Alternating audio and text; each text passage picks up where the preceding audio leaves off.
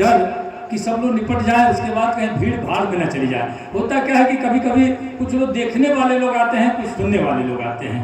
तो जो देखने वाले आते हैं उनको जल्दी रहती है, जल्दी आए जल्दी गए, घर कोई घटना न घट गई हो, तो इसके लिए जल्दी जाते हैं, जल्दी चले जाते हैं। जो सुनने वाले लोग होते हैं वो कम होते हैं, देखने वाले लोग ज़्यादा होते हैं। ऐसे में एक मुशायरे में मैं गया था और मेरी बारी आते आते समझिए आधी कुर्सियाँ खाली पड़ गई थी।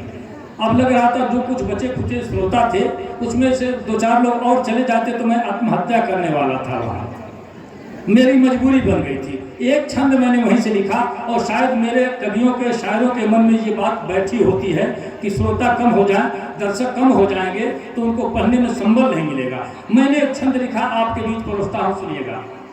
कि पूना से नमूना मेरे साथ आ रही थी किंतु, अब जब इश्क मोहब्बत की बात आप समझते हैं तो नमूना भी समझ ही रहे होंगे, मैं आशा करता हूँ। नौजवान यहाँ काफ़ी हैं, नमूने का मतलब ज़्यादा लोग समझ रहे होंगे। अभी इश्क की बात ये कर रहे थे तो मुझे 4 पंक्तियाँ याद आ रही थी।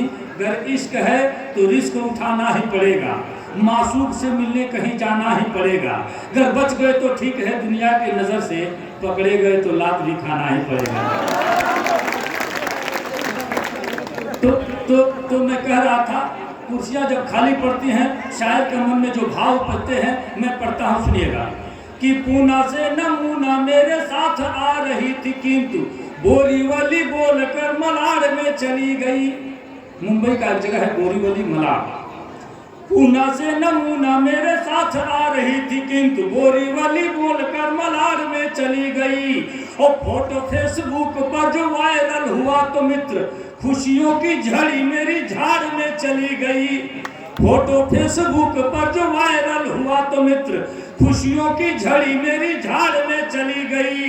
खाली पड़ी कुर्सियां और सोते हुए श्रोता देख कविता की कड़ी भी कबाड़ में चली गई।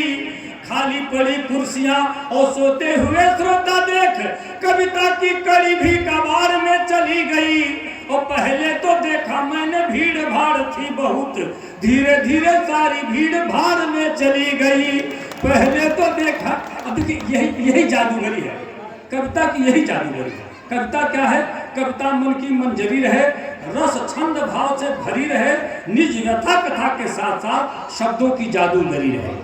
कविता सज्जनों मित्रों शब्दों की जादूगरी है और शब्दों के जादूगर आपके मंच पर उपस्थित हैं। मैं चाहता हूँ सारे कवियों का, सारे शायरों का जो भी कुछ आपको अच्छा लगता हो ये अपने पास रखिएगा, जो बुरा लगता हो यहीं पर आप छोड़ के चले जाएंगे। इस निवेदन के साथ मैं पुनः एक बार अपने आयोजक महोदय के, अपने अध्यक्ष जी का आभार ज्ञापित करता हूँ और चाहता हूँ अगले कवि के रूप में, अगले शायर के रूप में मास्टर मोहम्मद अरशद साहब के बाद जनाब करीम जहां खान साहब लेक्चरर अंग्रेजी, हालांकि कविता हिंदी में पढ़ेंगे, उर्दू में पढ़ेंगे।